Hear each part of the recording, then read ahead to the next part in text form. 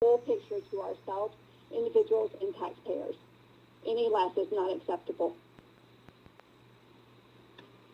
Your next comment comes from the line of Jena Blair. Go ahead, please. Hi, thanks for having me on today.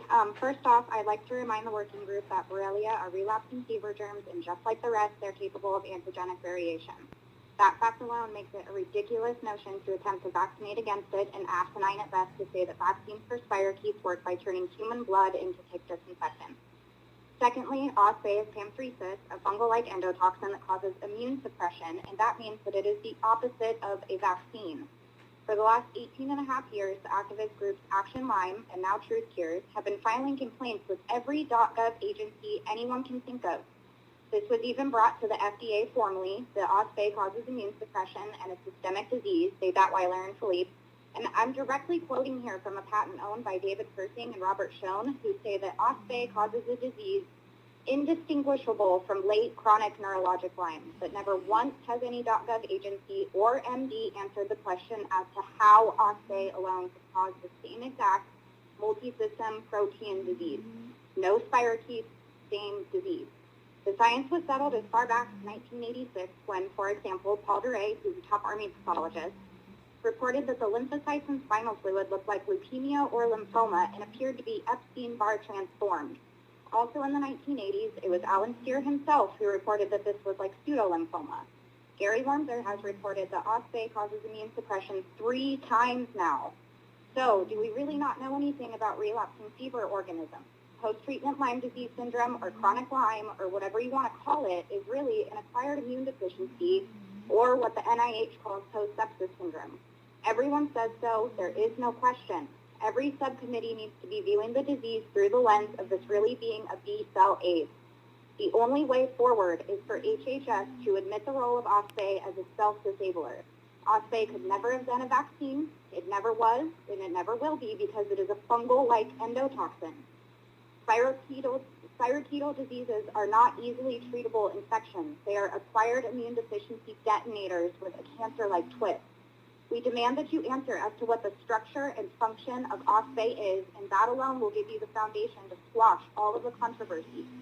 If this committee fulfills its intended purpose altruistically, you will look at the existing science to validate what is really going on with Lyme disease, and you will recommend a criminal prosecution and stop the madness. TruthCures.org has all of the data in their chart sheet. Thank you.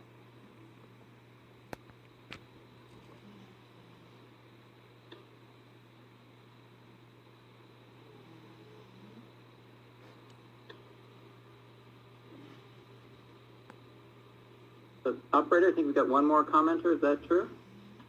Yep, the line of Kathy Nodolf. Go ahead, please. Good afternoon. The biggest complaint I have about the crazy controversy regarding Lyme disease is the vehement denial of facts, truth, and the real science that exists today. There is only one truth, not tailor-made versions of it to suit each and every one of us. This committee will have failed everyone if the U.S. government does not state for public record what exactly OSPE is, or outer surface protein is, and what its structure and function are. The answer to this will cut to the chase and answer all other questions. If we know it is a fungal endotoxin that causes immunosuppression, then we can end this false dichotomy over persistence and antibiotics. Killing spirochetes is not the answer to this disease. There has been a crime committed here. The crime is the falsified case definition of Lyme disease. We demand prosecution of the individuals who are responsible for changing the case definition at the 1994 Dearborn Conference, chaired by Barbara Johnson of the CDC and aided by Alan Steer's research fraud used to falsify the case definition. This conference facilitated the approval of the science of the since failed Lyme vaccine, which has been pulled off the market for causing the same multi-system disease as those of us suffering from neurolyme. OSPE was in the vaccine, and OSPE and other lipoproteins like it are shed with blebs or other exosomes by spirochetes. Spirochetes cause disease by going straight to the germinal centers of our lymph nodes. See the work done by Nicole Baumgarth and Steve Bartol. The current testing makes absolutely no sense when you understand that Borrelia are relapsing fever germs. Borrelia is differentiated by their flagellin genes, or DNA. Since all relapsing fever organisms are capable of antigenic variation, they can change their outer surface protein as a way of evading the host's immune system. The only scientifically valid way to test for Borrelia infections would be to test for flagellar antibodies instead of outer surface proteins because it is specific and it never changes. Testing for so many antibodies all at the same time is not logical or valid by any standard. Yale's Spickrig and Flavell patented a test in 1991, patent number 5618.533, which is 94 to 95% accurate during all stages of the disease. This is obviously the test that should be used. Until we get the correct definition of the disease, we will never find the cure. We have wasted too many years and too many dollars trying to fix a disease that is currently defined incorrectly by design.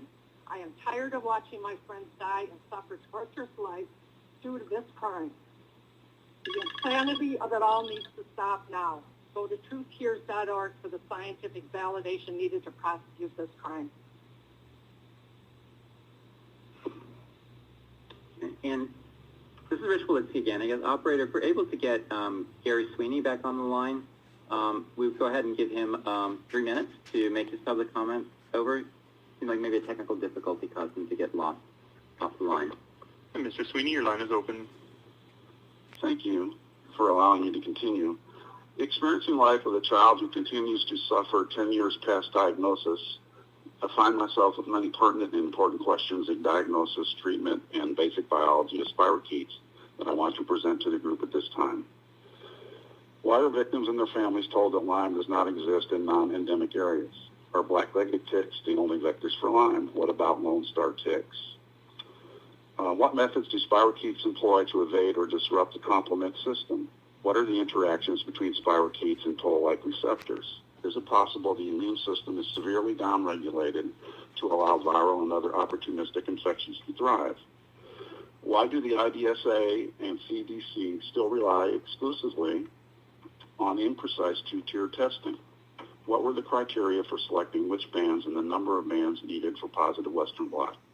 What about bands specific for Lyme, like the flagella? If the immune system is compromised, it's possible for bands not to show. Do we currently test for multiple strains of spirochetes, or is that test for only one strain from the northeastern United States? What is the outlook for using PCR testing and testing to identify tick-borne co-infections? Was Dearborn valid and properly vetted by diverse scientific and medical communities? Why are patients routinely limited to only 2 to 4 weeks of antibiotics? How do physicians treat persistent infection without fear of license revocation and professional persecution? Why does the Datlauer study remain the gold standard employed by the IDSA for limited treatment recommendations? Should it be subject to renewed scrutiny? For far too long, victims of Lyme and their families have struggled to find and pay for treatment. For far too long, groups have talked over, around, and against one another, presenting their guidelines for treatment and diagnosis of tick-borne disease. Meanwhile, victims suffer and disease spreads. Lyme has emerged as the #1 reported vector-borne disease in our country, but lags and funding levels commensurate with this ranking.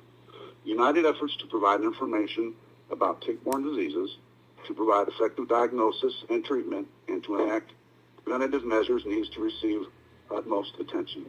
Victims of tick-borne diseases deserve no less. Thank you. Excellent.